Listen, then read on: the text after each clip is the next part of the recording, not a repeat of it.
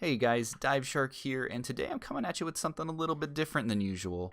So, I finally had an idea that I thought was worth making a tutorial on, and this came to me last night, and I really just wanted to make a fully AFK-able log stripper. Now, Dive Shark, you might ask, why do we want an AFK log stripper when we've seen other YouTubers using concrete converters in order to work as log strippers, which is a valid point. But what I've got in front of me is CubFan135's concrete converter and Nembon's concrete converter, which are both like the epitome of concrete converters. They work fantastic. I definitely advise you to check out their videos. But what I found was it doesn't quite work the way you would expect it to. When you put the log down, you'll notice that number slowly increases. And just for clarity's sake, let's use it on both of them, not just one. Yeah, it's the same thing. Now, why does this happen, you might ask? It's because it picks up the placing, the changing, and the breaking of the log.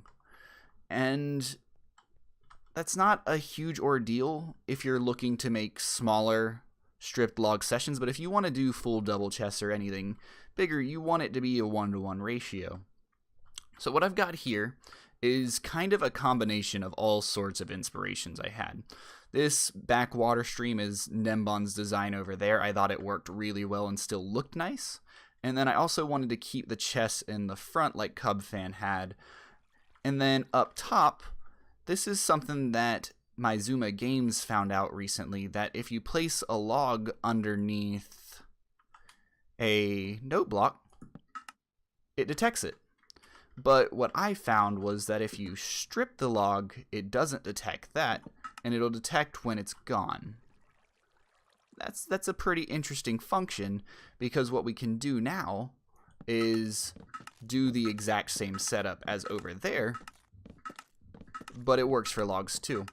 So let's hop into the tutorial real quick and I'll show you how this thing actually works.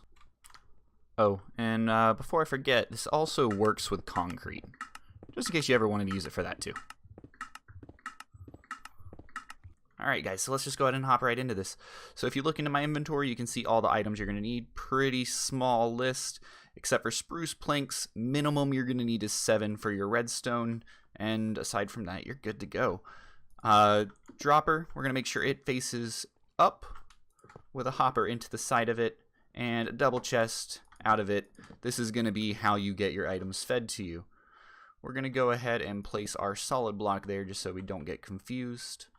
And then we're going to put our output chest. That's going to go right next to us with a hopper out the top, and from the side, this is going to be where you AFK at. And then just for safety, I like to go ahead and put 2 in the back. It's up to you. I think it will help with keeping it lossless.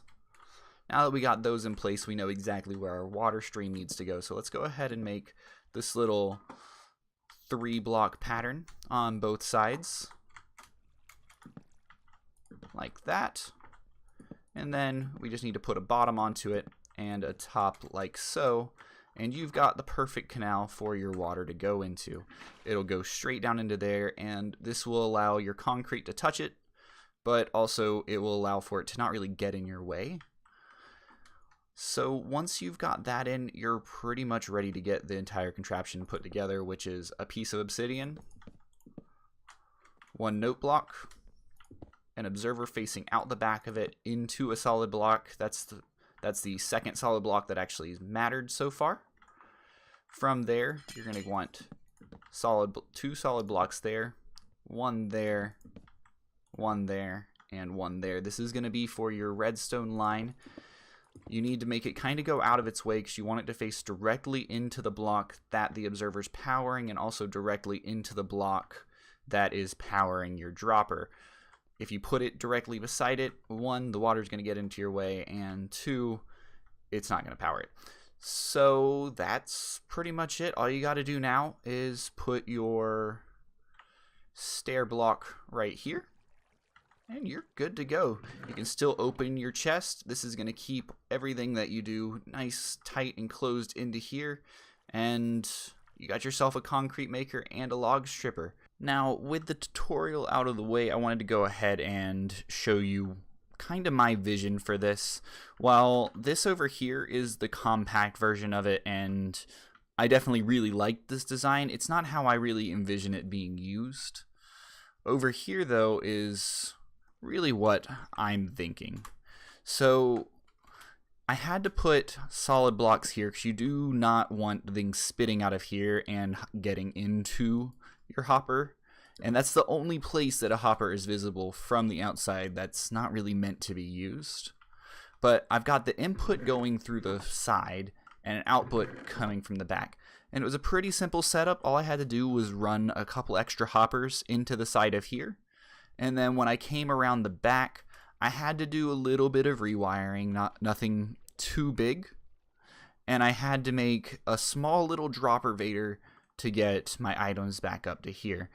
So if this is something that interests you, I will be including the world download so long as I can actually figure out how to do this. And aside from that, I really just hope this tutorial was helpful. If you found this video helpful, please make sure to leave a like. And if you really enjoyed it, please make sure to subscribe. That's going to let me know that you guys want to see more videos like this. And aside from that, I just hope you guys have a great day. Catch you guys later.